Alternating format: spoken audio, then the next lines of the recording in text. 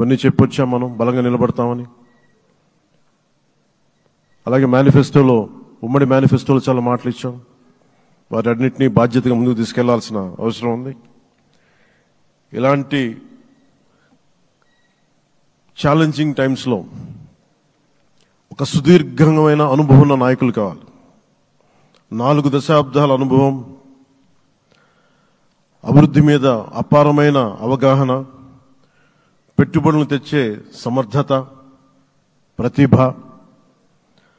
విదేశాల్లో ఉండే నాయకుల్ని మలేషియా దగ్గర నుంచి, సింగపూర్ దగ్గర నుంచి, యూరోప్ దగ్గర, అమెరికా నుంచి ఆ దేశాల అధ్యక్షుల్ని తెలుగు రాష్ట్రాల వైపు దృష్టి మళ్లించేంత శక్తి సమర్థత ఉన్న శ్రీ నారా చంద్రబాబు నాయుడు గారికి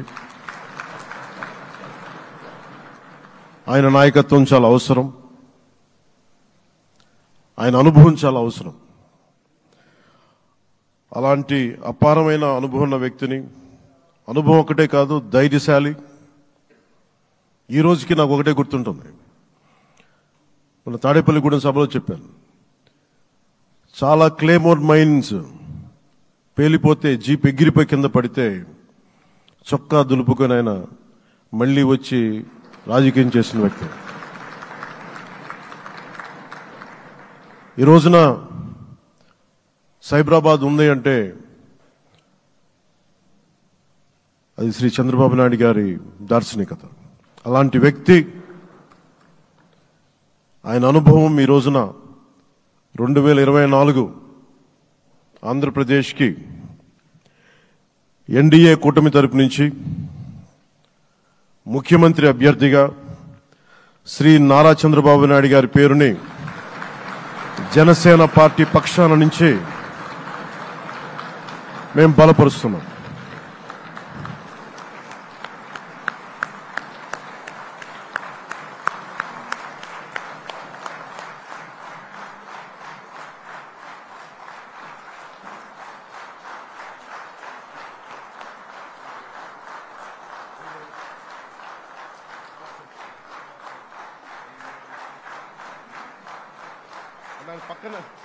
ఇది నేను ఆయన పక్కన పెట్టుకుని చెప్పాలి.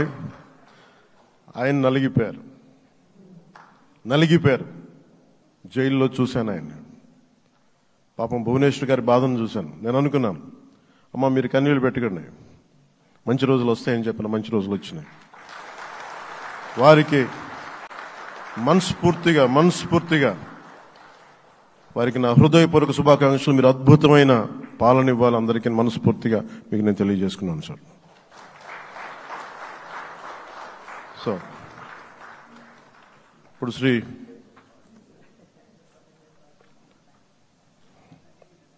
భారతీయ జనతా పార్టీ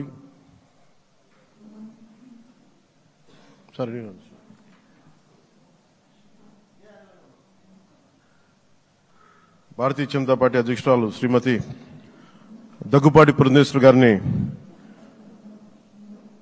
వచ్చి వారి మద్దతు వారి సందేశం ఇవ్వమని కోరుకుంటున్నాను.